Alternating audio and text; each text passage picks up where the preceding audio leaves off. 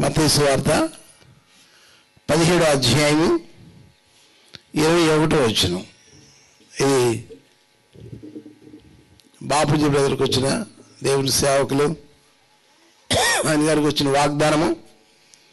మత్తయి సువార్త 17వ అధ్యాయము 21వ వచనం చూడండి. మీకు అసాధ్యమైన ఏది ఉండదని నిశ్చయంగా మీతో చెప్పుతున్నానని వార్త అనేను. అట్లా నిజమా?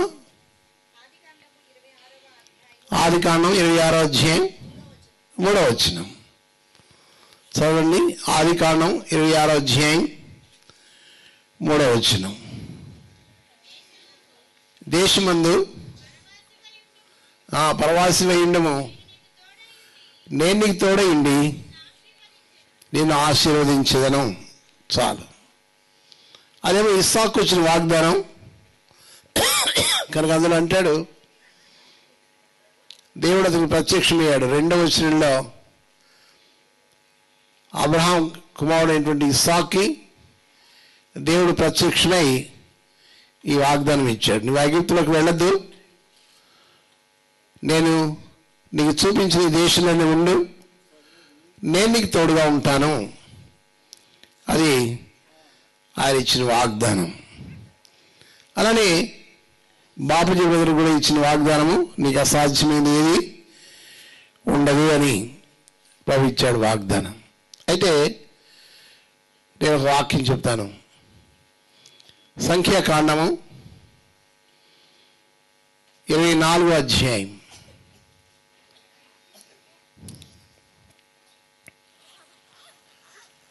సంఖ్యాకాండం 24వ అధ్యాయం 16వ వచనం చూడండి.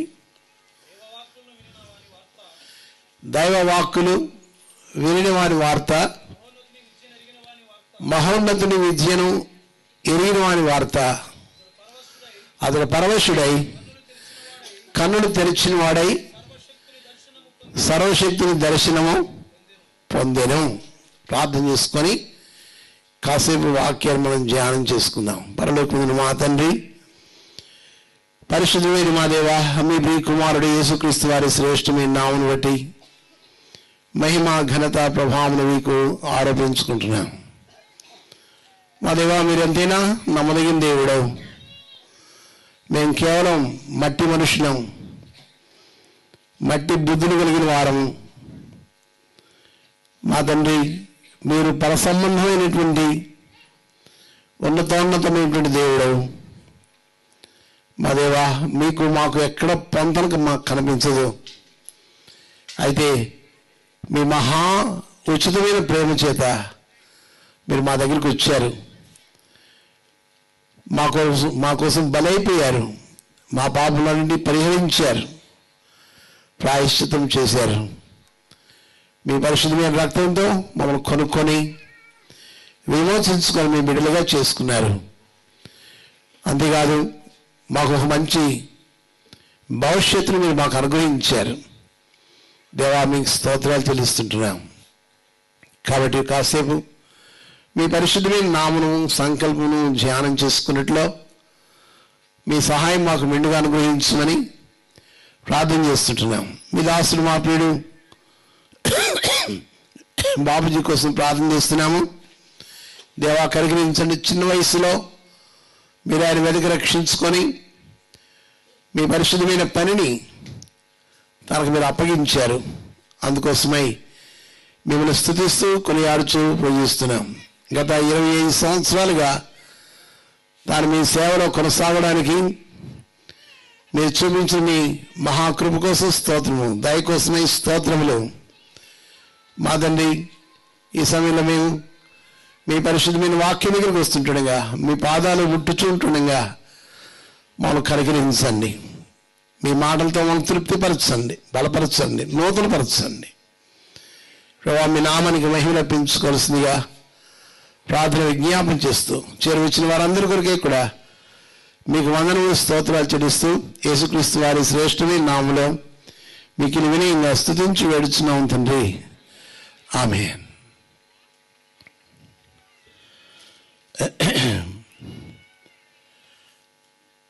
మరోసారి ఆ సంఖ్యాకాండం 24:16 మరోసారి దయచేసి చదవండి. 24వ అధ్యాయం సంఖ్యాకాండము. దేవవాక్కులు వినిన వాని వార్త, మహోన్నతుని విద్యను ఎరిగిన వాని వార్త, అతడు పరవశుడై కన్నులు తెరిచిన వాడై సర్వశక్తుల దర్శనమును పొందెను. ఇక్కడ అంచెలంచెలుగా ఈ మాట రాస్తున్నాడు. మొదటిగా మనం ప్రభువుని చూడాలంటే యేసుక్రీస్తు వారు ఒక మాట చెప్పాడు. మత్తయి సువార్త 5వ అధ్యాయం 8వ వచనంలో ఏం చెప్పాడండి? మత్తయి సువార్త 5వ అధ్యాయం 8వ వచనంలో, హృదయ శుద్ధి గల వారు ధన్యులు, వారు దేవుని చూచెదరు అని చెప్పాడు. కానీ దేవుని చూడాలంటే మన హృదయ శుద్ధిగా ఉండాలి. మన హృదయంలో పాపం ఉంటే మన దేవుని చూడలేం. యెషయా గ్రంథము 59వ అధ్యాయంలో 1-2 వచనాల్లో ఒక గొప్ప సత్యాన్ని అక్కడ తెలియపరిచాడు. చూడండి, యెషయా గ్రంథము 59వ అధ్యాయము. రక్షింపు నేరకిండినట్లు యెహోవా హస్తము కురుచు కాలేదు, వెననేరకిండినట్లు ఆయన చెవులు మందం కాలేదు. మీ దోషములు మీకును మీ దేవునికి అడ్డముగా వచ్చాను, మీ పాపములు ఆయన ముఖమును మీకు మరుగుపరిచెను కనుక ఆయన ఆలకింపుకున్నాడు అన్నాడు. కానీ దేవుడు మనుషుల ప్రార్థనలు ఆలకించకపోవడానికి కారణం, ఆయన ముఖం మనకి మరుగుపరచబడ్డానికి గల కారణము మన పాప దోషాలే. కాబట్టి పాపం మనలో ఉన్నంత కాలము, దోషములు మనలో ఉన్నంత కాలము, అవినీతి మనలో ఉన్నంత కాలము అవి మనం ప్రభువుని చూడకుండా మనకు అడ్డం వస్తూ ఉంటాయి. కాబట్టి మన పాపములే మనల్ని దేవుని చూడకుండా చేస్తున్నాయి. మన అపరాధాలే, మన దోష దుర్గుణాలే దేవుణ్ణి చూడకుండా చేస్తున్నాయి. అయితే ఏం చేయాలండి? ఇప్పుడు దేవవాక్కులు వినిన వారి వార్త, ఇది మొదటి సంగతి. అనగా దేవుని యొక్క వాక్యములు వినాలి. మనం ఎవరిమైనా కానీ, ఏ కులమైనా, ఏ మతమైనా, ఏ జాతి అయినా, ఏ దేశమైనా, ఏ భాష అయినా కానీ, మనం దేవుని చూడాలంటే ఫస్ట్ స్టెప్, మొదటి మెట్టు ఏంటంటే దేవుని మాటలు వినాలి. దేవవాక్కులు వినిన వాని వార్త, దేవుని మాటలు వినాలి. ఎవరన్నా దేవుని వాక్యం చెప్తా ఉంటుంటే పెడచెవి పెట్టకుండా మనం దేవుని వాక్యం వినాలి. వినడం వల్ల ఏమొస్తుంది? వినడం వలన విశ్వాసం కలుగును. ఎక్కడుంది ఇది? రోమాపత్రిక 10వ అధ్యాయము 17వ వచనం చూడండి. రోమా 10:17. రోమాపత్రిక. కాగా వినడం వల్ల విశ్వాసం కలుగును, వినుట క్రీస్తుని గురించిన యేసుక్రీస్తు వారి గురించిన మాటలు వింటేనే విశ్వాసం. ఇంకేదో సొలుకబులు వింటే విశ్వాసం రాదు. యేసుక్రీస్తు వారి గురించిన మాటలు వింటేనే మనకు విశ్వాసం కలుగుతుంది. కాబట్టి మనం జ్ఞాపకం చేసుకోవాల్సిన దేవువాక్కులు వినాలి. అనగా దేవుని వాక్యం మనం వినాలి, సువార్త మనం వినాలి. విన్న తర్వాత మన జీవితంలో దేవుడు విశ్వాసాన్ని కలిగిస్తాడు. కలిగించిన తర్వాత ఏమవుతుంది చూడండి. ఆ 24వ అధ్యాయం 16వ వచనంలో దేవవాక్కులు వినడం అని వార్త,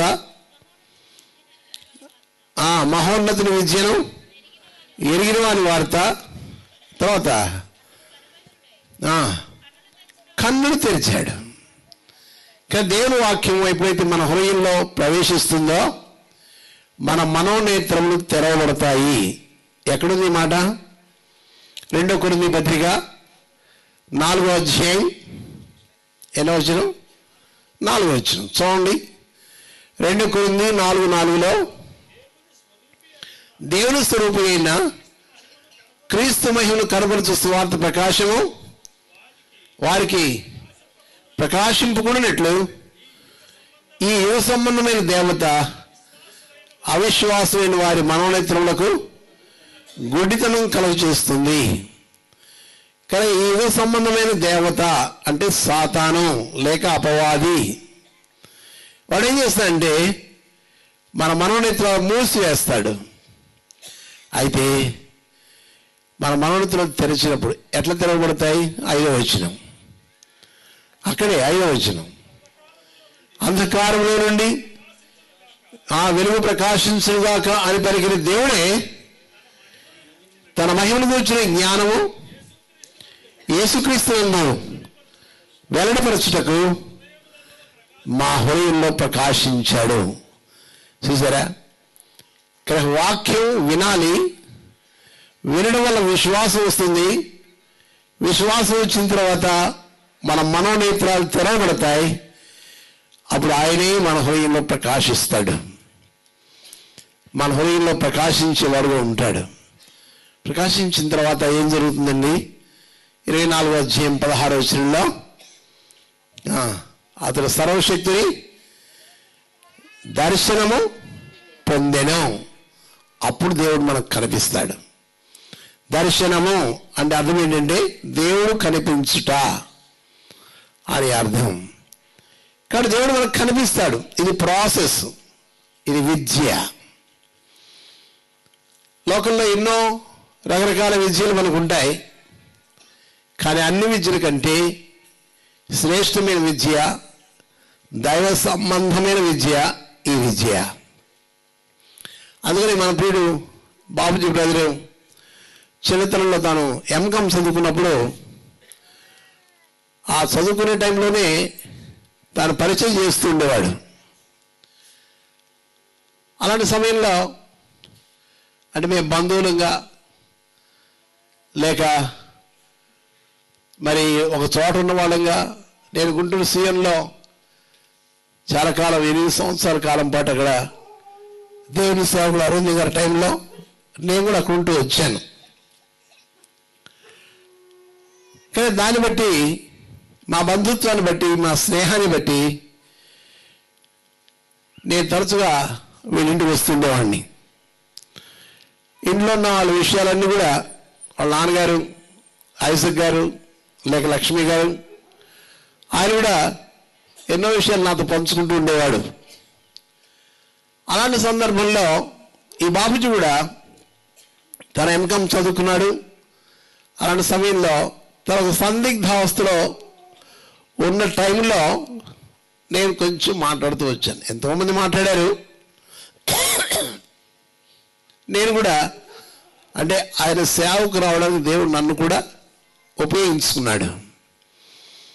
అప్పుడు అంటే ఇదే మాట నేను నా మనసులో ఉండింది. అప్పుడు ఏంటంటే మహోన్నతుని విద్య, బాగా చదువుకున్నాడు, అక్కడక్కడ తను జాబ్ చేస్తున్నాడు కూడా.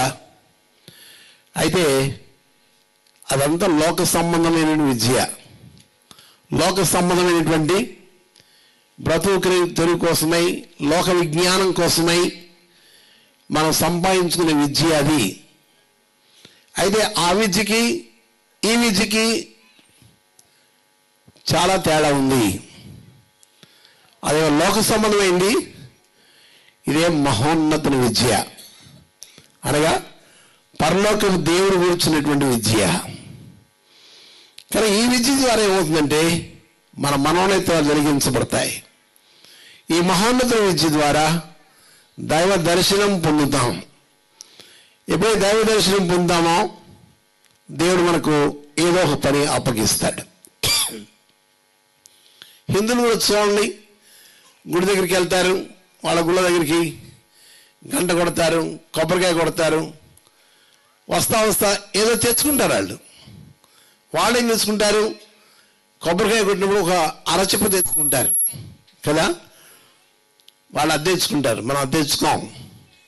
మనం మన ప్రభు దగ్గరికి వెళ్తే ఆయన చేస్తాడు తెలిసిన, మనకి భవిష్యత్తును ఉద్దేశించిన వాడై, మన భవిష్యత్తు వికాసం కొరకై, మన భవిష్యత్తులో దేవుని యొక్క మహిమ ప్రజలు వెళ్ళేదాని కొరకై ఒక పని మనకు అప్పగిస్తాడు. దాన్నే సేవ అంటారు. కానీ దాన్నే సేవ అంటారు. అందుకని ఈ మహోన్నతుడైన దేవుడు మనల్ని ఎట్లా పిలుచుకుంటున్నాడంటే 2 మాటలు చెప్తాను ఆ విషయంలో. లేక నా జ్ఞాపకం వచ్చే కొలది దేవుడు మనల్ని ఎలా పిలుచుకుంటున్నాడో మీతో పంచుకోవడానికి ప్రయత్నం చేస్తాను. చూడండి ఎలా పిలిచాడట. హెబ్రీ పత్రిక 3వ అధ్యాయం 1వ వచనం. హెబ్రీ పత్రిక 3వ అధ్యాయం 1వ వచనం చూడండి. ఇందువలన పరలోక సంబంధమైన పిలుపుతో పాలు పొందిన పరిశుద్ధ సహోదరులారా చాలు. ఇక్కడ మన పిలుపు ఎటువంటిదంటే పరలోక సంబంధమైన పిలుపు. సపోజ్ నేను ఇక్కడ నిలబడ్డాను, స్టేజ్ మీద నిలబడ్డాను, అందరు కింద కూర్చున్నారు. నేను మీరు ఎవరైనా ఒకరు పిలిచాను అనుకోండి, పిలిస్తే ఏం చేస్తారు? వాళ్ళున్న స్థానంలో నుండి చైర్లోంచి లేచి నా దగ్గరికి వస్తారు, అంతే కదా. నేను పిలిచినప్పుడు ఆ కూర్చున్న మీరు ఎవరిని పిలుస్తానో వారు అక్కడి నుంచి లేచి వచ్చి నా దగ్గరికి వస్తారు. ఎందుకంటే ఇక్కడి నుంచి నేను పిలిచాను కాబట్టి. అలానే పరలోక సంబంధమైన పిలుపుతో దేవుడు మనం పిలుచుకున్నాడు. ఇది మనం గుర్తుంచుకున్నాం.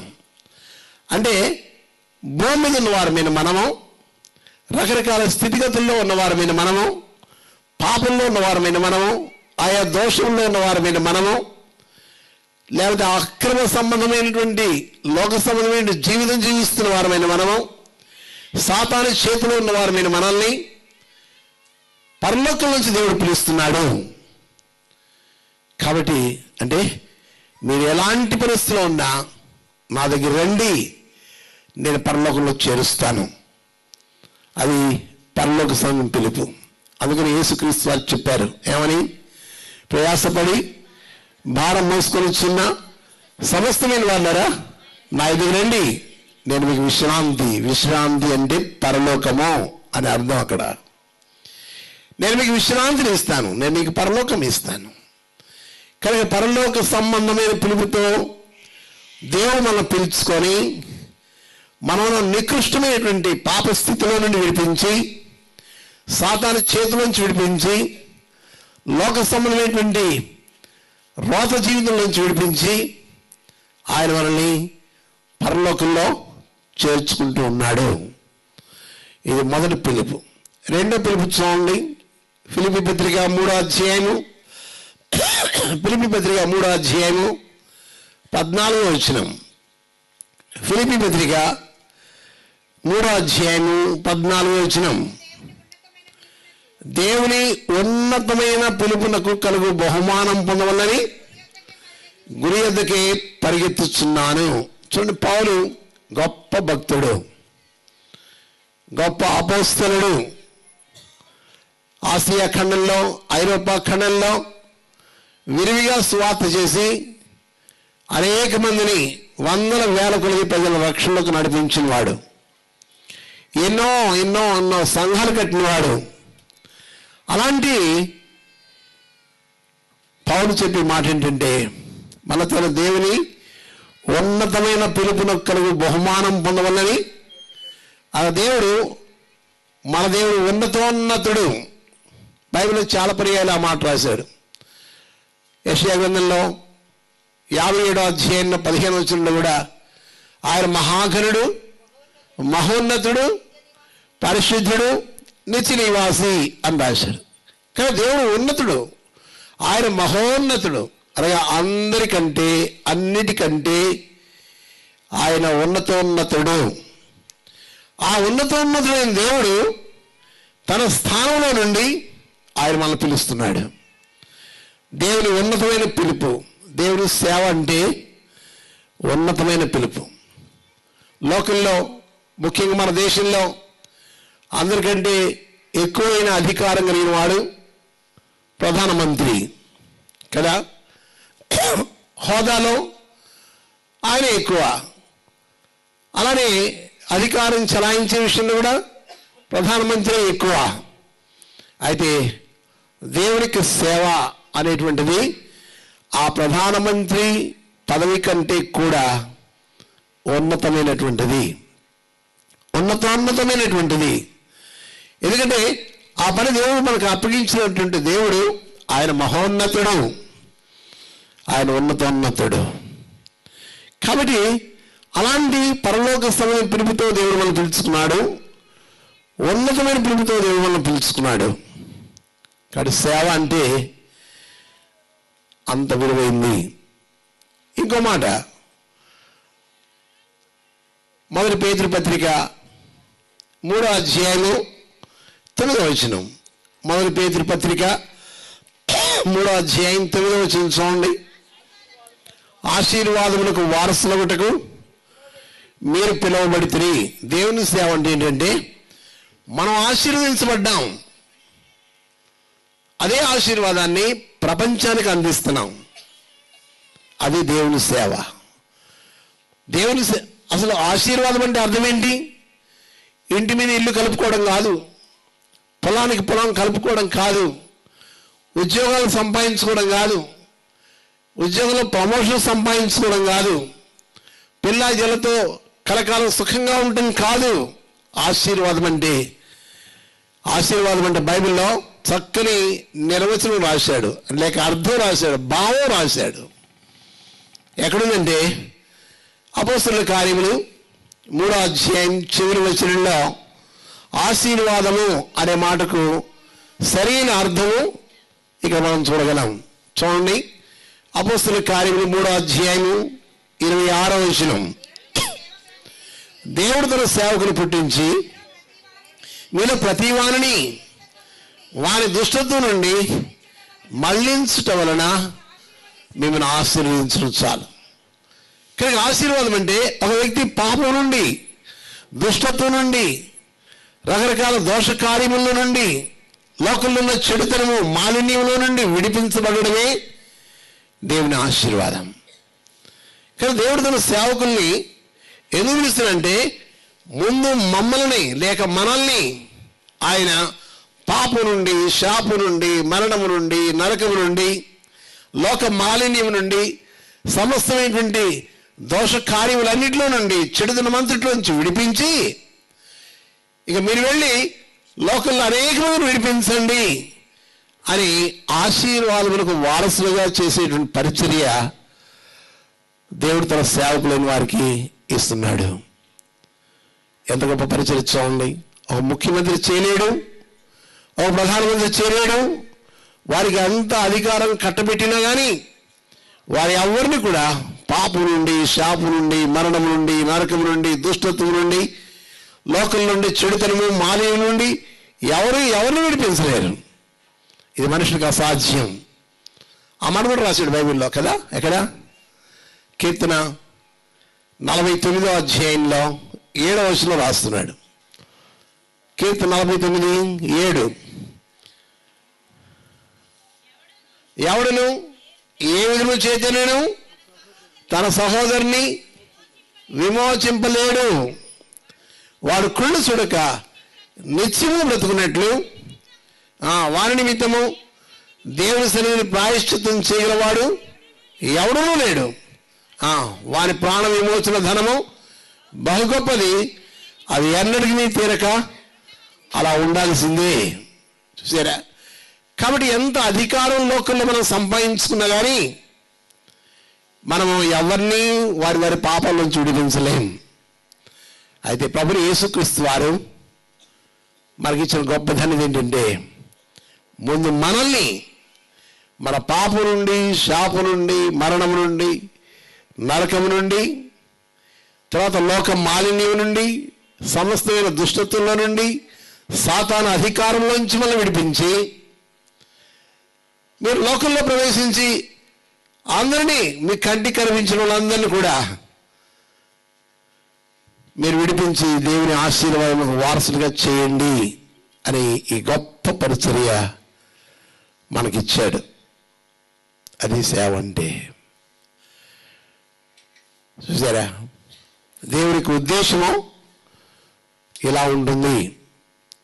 సరే, ఇంకా దేవునికి పరిశుద్ధమైన పరిచర్యలో మనం పాల్పుచ్చుకోవాలంటే ఇంకో మాట చూడండి, 2 కొరింథీ పత్రిక 5వ అధ్యాయము 20వ వచనంలో, 2 కొరింథీ పత్రిక 5వ అధ్యాయం 20వ వచనంలో, కావున దేవుడు మన ద్వారా వేడుకొనుచున్నట్లు మేము క్రీస్తుకు రాయవారులమై దేవునితో సమాధానపడుడని క్రీస్తు పక్షంగా మేము బతిమాలుకుంటున్నాం. చూసారా, దేవునికి రాయబారత్వం చేసే పరిచర్య. రాయబారులు ఏం చేస్తారండి? అవతల మనిషికి యువతల మనిషికి మధ్యలో మధ్యవర్తిగా వచ్చి వారిద్దరిని సమాధానపరుస్తాడు, వారిద్దరిని ఐక్యపరుస్తాడు, వారిద్దరి మధ్యలో ఉన్నటువంటి విభేదాలు తొలగించి, అసమాధానం తొలగించి, వారిద్దరి మధ్యలో ఉన్నటువంటి వైషమ్యాలు తొలగించి ఇద్దరిని ఏకమనసు చేయడమే రాయబారత్వం. చూసారా, అంటే మన ఇండియా ఉంది, తర్వాత పక్కనే పాకిస్తాన్ ఉంది, లేదా చైనా ఉంది. వాళ్ళ దేశంలో ఉండే రాయబారులు మన దేశంలో ఉంటారు, మన దేశంలో ఉండే రాయబారులు వాళ్ళ దేశంలో ఉంటారు. వీళ్ళ పనేంటి? ఏం తగాదా రాకుండా, దేశానికి మధ్యలో వైషమ్యాలు రాకుండా, తగాదాలు రాకుండా, యుద్ధాలు రాకుండా, పోరాటాలు రాకుండా దేశాన్ని కాపాడడమే రాయబారుల పని. అలానే ఈ రాయబారత్వం పరిచర్య దేవుడు మనకి ఇచ్చాడు. కారణం ఏంటి? దేవునికి మనుషులకు మధ్యలో ఉన్నటువంటి అగాధం పూడ్చడానికి, దేవుణ్ణి మనుషుల్ని ఏకం చేయడానికి, వారు దేవునితో సమాధానపడి దేవునితో ఒకటిగా కావడానికి చేసేదే రాయబారత్వం. ఇలాంటి గొప్ప పరిచర్య ఆయన మనకి ఇచ్చాడు. కాబట్టి ఇవన్నీ దృష్టిలో ఉంచుకొని అప్పుడు బాబుజీ రోజు చెప్తే మరి దాన్ని బట్టో దేని బట్టో కదా మొత్తానికి తన యొక్క డెసిషన్ మార్చుకున్నాడు, ఉద్దేశం లేక తన తీర్మానం మార్చుకొని దేవుని సేవకుడికై తను తాను అంకితం చేసుకున్నాడు. దేవుడు నన్ను పిలుస్తున్నాడు అని గ్రహించి ఆ విధంగా ముందుకు సాగిపోతూ వచ్చాడు. ఇక్కడ మహోన్నతుని విద్య, ఈ విద్య మనం నేర్చుకోవాలి. ఈ విద్యను అనేకులకు నేర్పించాలి. మహోన్నతుడితో అనగా పరమండలంలో ఉండేటువంటి ఆ పరమాత్ముడైన దేవునితో మనుషులమైన మనం ఏ విధంగా మసులుకోవాలో, ఏ విధంగా ఆయనతో కలిసి ఉండాలో, ఆయనతో సహవాసం చేయాలో,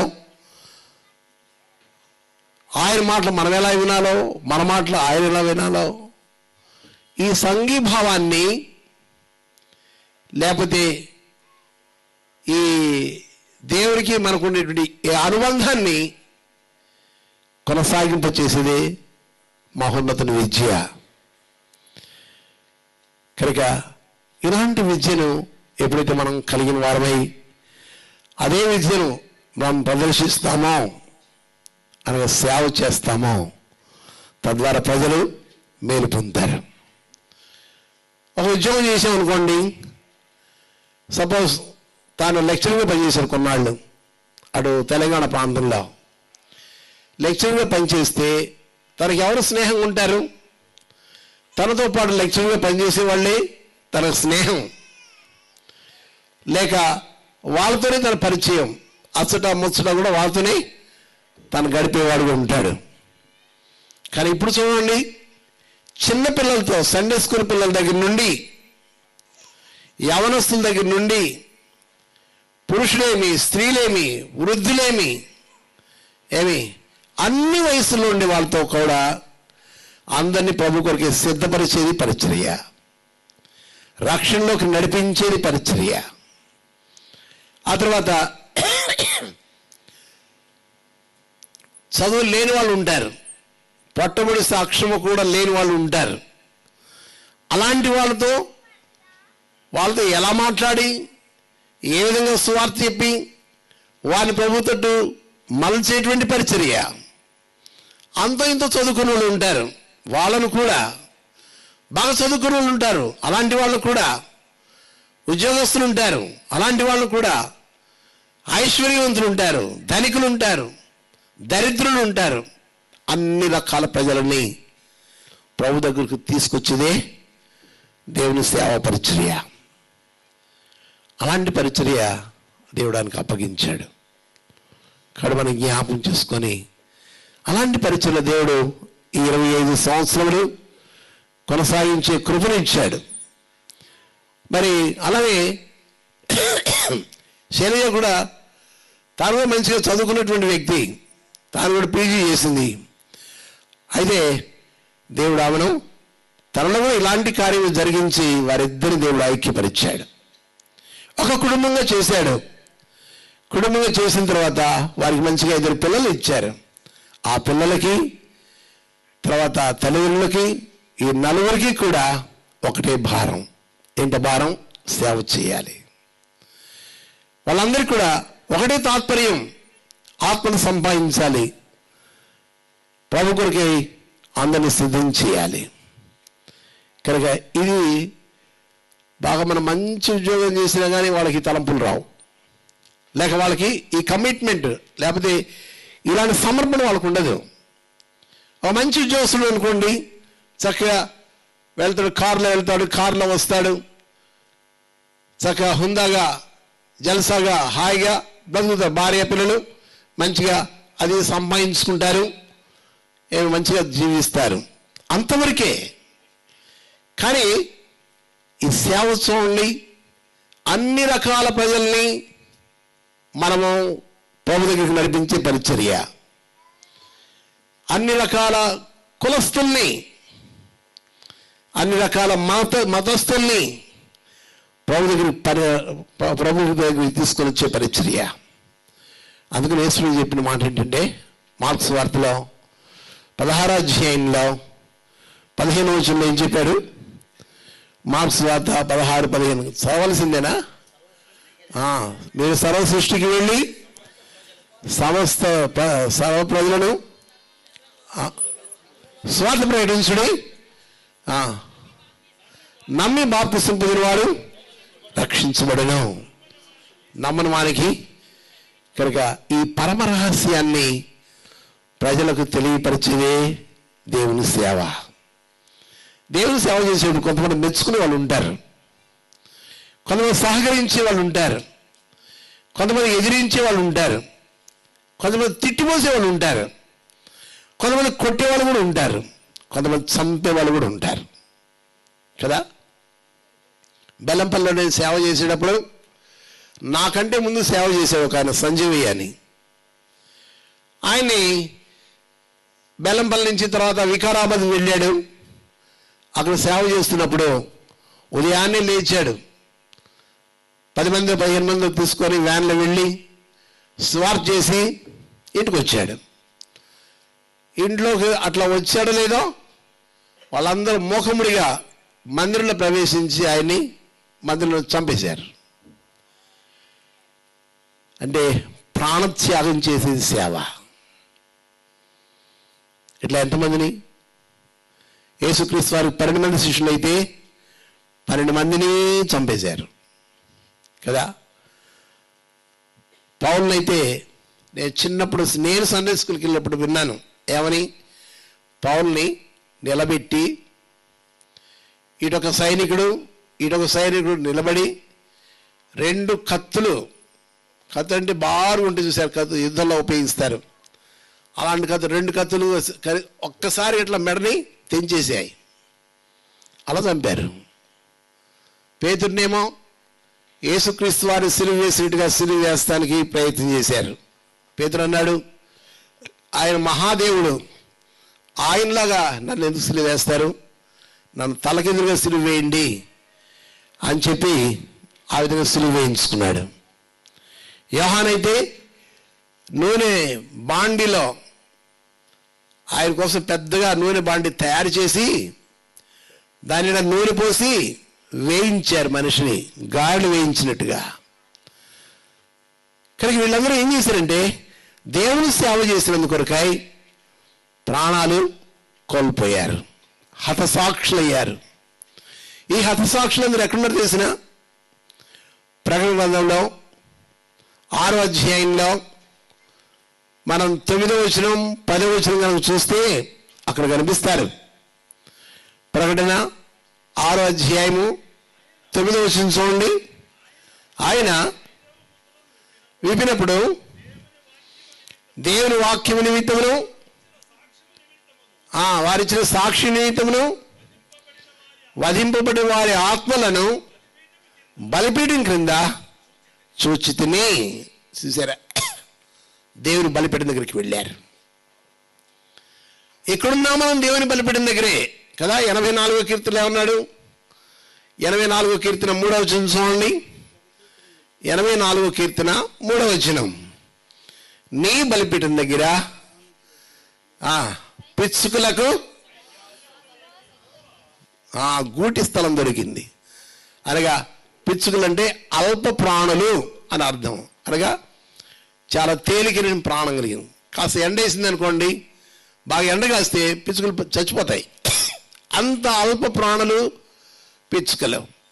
దేవుడు మనల్ని కూడా పిచ్చుకలతో పోల్చాడు. మత్తయి సువార్తలో, మార్కు సువార్తలో, లూకా సువార్తలో, ఈ 3 సువార్తల్లో కూడా పిచ్చుకలతో పోల్చాడు.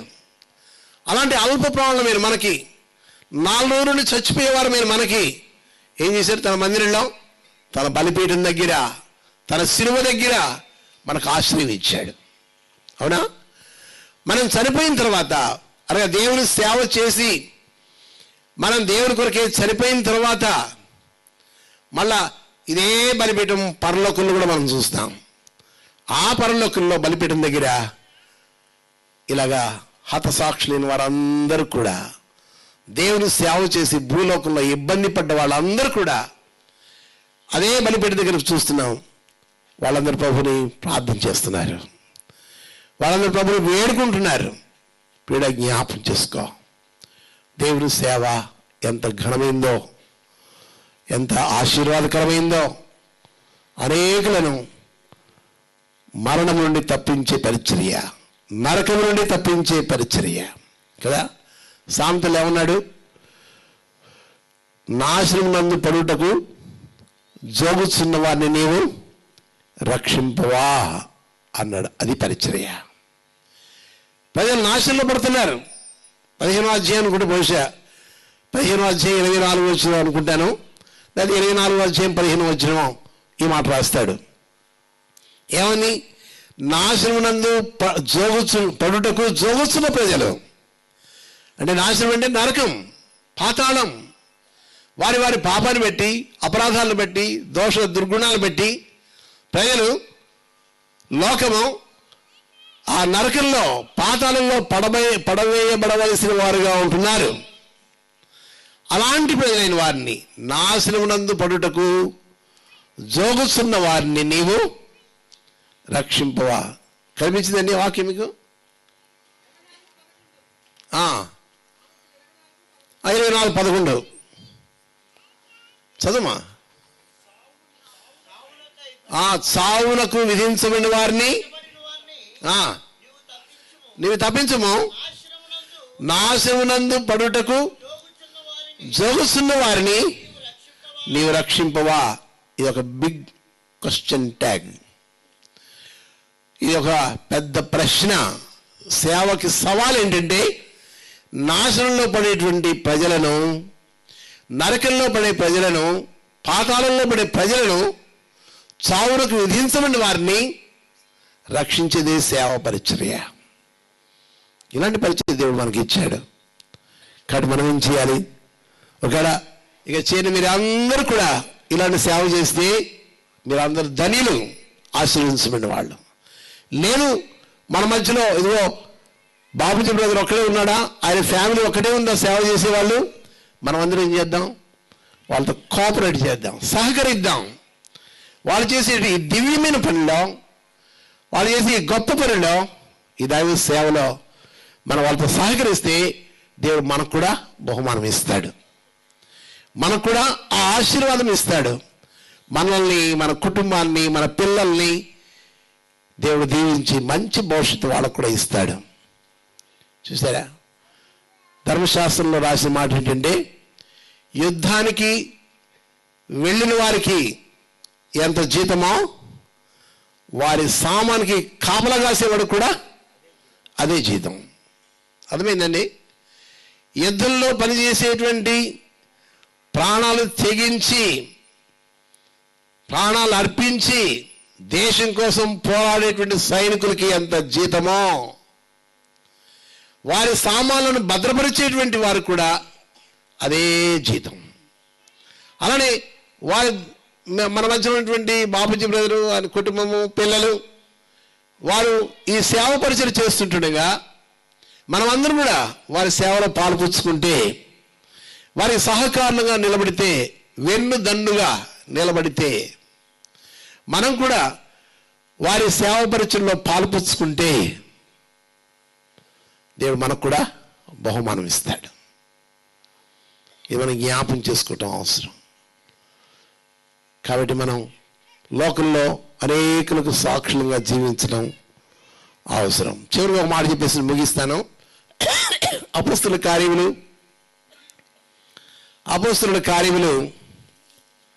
1వ అధ్యాయము 8వ వచనంలో అపోస్తలుల కార్యం 1:8 ఆయనను పరిశుద్ధాత్మ మీ మీదకి వచ్చినప్పుడు మీరు శక్తి పొందేదరు. మీరు యెరూషలేములోను యూదయ సమరయంలోను భూదిగంతముల వరకును నాకు సాక్షులై ఉండెదరు. చూసారండి, ఇక్కడ యెరూషలేము అంటే మనం ఉండే సంఘం, యూదా ప్రజలు, యూదులంటే క్రైస్తవ జనాంగం, సమరయ అంటే నామకార్థమైనటువంటి క్రైస్తవులు, దేవునికి రుచి రక్షణ ఎరగని వారు, తర్వాత భూదిగంతముల వరకు కూడా అనగా ప్రపంచమంతా మన సాక్షులు ఉండడానికి దేవుడు మనం పిలుచుకున్నాడు. అందుకని వీరిద్దరికి ఇచ్చిన వాగ్దానం ఏంటి? నీకు అసాధ్యమైంది ఏది ఉండదు. అంటే సేవలో దూసుకొని పోతూ ఉంటుంటే, సేవలో ముందంజ వేస్తూ మనం సేవ పరిచయం దూసుకొని పోతూ ఉంటుంటే దేవుడు మనకుండే ఆటంకాలన్నీ తొలగించి అసాధ్యమైన పరిస్థితులను తొలగించి అన్నిటిని సుసాధ్యం చేసేవాడిగా ఆయన ఉంటాడు. అట్లే మరి శరీర సృష్టికి వచ్చిన వాగ్దానం ప్రకారంగా కూడా ఏంటి నా వాగ్దానము? నేను నీకు తోడై ఉంటాను. చూసారా, యేసుక్రీస్తు వారు కూడా మత్తయి సువార్త 28వ అధ్యాయంలో 20వ వచనంలో ఇదే వాగ్దానం మనకి ఇచ్చాడు. ఆయన వెళ్ళిపోతూ అనగా ఆరోహణమే వెళ్ళిపోతూ మనకి ఇచ్చినటువంటి చిట్ట చివరి మాట ఏంటండి? నేను మీకు ఏ సంగతులు ఆజ్ఞాపించుదునో వాటన్ని గైకొనుడని వారికి బోధించుడి. ఇదిగో నేను యుగ సమాప్తి వరకు సదాకాలం మీతో ఉంటాను. అటు పాత నిబంధనలు అదే వాగ్దానం, క్రొత్త నిబంధనలు కూడా అదే వాగ్దానం. దేవుని సేవ మనం చేస్తూ ఉంటుంటే, ఆత్మల రక్షణ కొరకై మనం త్యాగం చేస్తూ ఉంటుంటే ఆయన మనకు తోడుగా ఉంటాడు. అది పాత నిబంధనలు తోడుగా ఉన్నాడు, క్రొత్త నిబంధనలు తోడుగా ఉంటాడు. చూసారా, మనకు అసాధ్యమైన కార్యాలన్నీ ఆయనే ఒక్కొక్కటి సాధ్యం చేసుకుంటూ వెళ్ళి యేసుక్రీస్తు ఒక మాట చెప్పాడు. ఏమని? నమ్ముట నీ వల్ల అయితే నమ్మవానికి సమస్తమును సాధ్యమే. సేవ చేసే కొద్దీ విశ్వాసం పెరుగుతుంది. సేవ చేసినప్పుడు అంత మనకు కలిసే రాదు, కొన్ని వ్యతిరేకతలు వస్తున్నాయి, వచ్చాయి కూడా కదా. ఇలాంటి పరిస్థితిలో దేవుడు మనల్ని నిలబెట్టేవాడు. నిలబెట్టుటయు పడవేయుటయు యెహోవా వశమే అన్నాడు. ఎక్కడ? ఐడియా ఉందా? నిలబెట్టుటయు పడవేయుటయు యెహోవా వశమే కదా అంటాడు. ఎక్కడంటే 2వ దినవృత్తాంతంలో 25వ అధ్యాయంలో ఈ మాట మనం చూడగలం. కాబట్టి దేవుడు నిలబెడతాడు, దేవుడు నిలబెట్టేవాడు. ఆయన ఎవరిని పడేయడు. దేవుడు నిలబెట్టేవాడు, మనల్ని జీవితాంతం నిలబెట్టేవాడు మన ప్రభువైన దేవుడే. పాపం అయితే పడేస్తుంది, దేవుడైతే నిలబెడతాడు. సాతాను పడేస్తాడు, దేవుడు నిలబెడతాడు.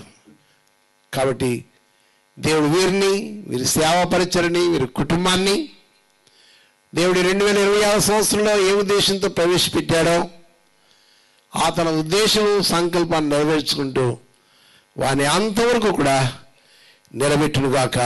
ఆమేన్.